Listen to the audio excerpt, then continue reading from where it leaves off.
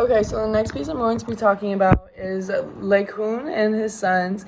The setting country of work is most likely the island of Rhodes in Greece, and the specific location of work is the Vatican Museum in Rome. The artist responsible for the work is Alexander for short, and then possibly Athendoros and Polydoros.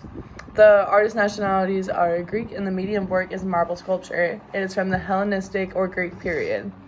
The historical relevance of the work is that it has been called the prototypical icon of human agony in Western art.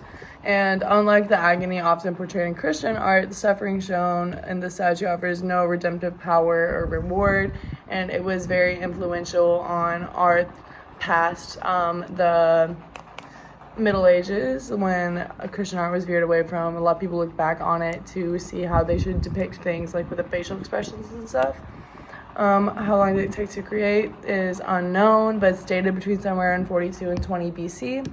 This work is important because the discovery of the Laocöon made, as I just mentioned, a great impression on Italian artists and continued to influence Italian art into the Baroque period. Michelangelo in particular is known to have been impressed by the massive scale of the work and the sensuous Hellenist aesthetic, particularly in its depiction of male figures and the way the body is very muscular, and the movement anatomically really appealed to him and other artists. The defining characteristics of this work are, it's based on a story from a Greek epic during the Trojan Wars, and Laocöon, who's a priest, is being killed by his sons, one on either side of him. After trying to expose the Trojan horse scheme, serpents are shown entangling the sons, leaving their father to perish alone. The snakes are biting and constricting all around the three nude men, and you see them reaching and grabbing and trying to free themselves. The historical contributions of the artist, Alexander of Rhodes was the only one that I could find information of, and he was one of the Greek sculptors from the island of Rhodes, but his name is only found in ancient literature from the one Pliny the Elder, so the full extent of his work is unknown, but there are inscriptions on multiple other sculptures from the period that possibly could be attributed to him. My personal observation is that it almost looks like the snakes are like one with the men, like they kind of like mix in with their limbs and everything, and they kind of make it more of a cohesive body than like three separate figures with the snakes. It all looks like one cohesive being, which I thought was cool.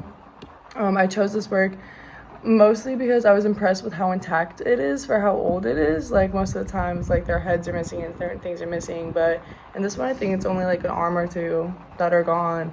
So I was just impressed with how intact it still was, honestly, and it's really cool looking. And how it compares to other works during the period, honestly, it fits right in. The style, the subject, everything is very typical of the Hellenistic period. One of the fun facts is there's debate over Laocöon was actually being killed. So there's it because he was exposing the Trojan horse scheme, but there's also a theory that's because since he was a priest, he wasn't supposed to have sex, and obviously he had children. So there's like two theories of why he was actually being killed, and they differ based off which book you read.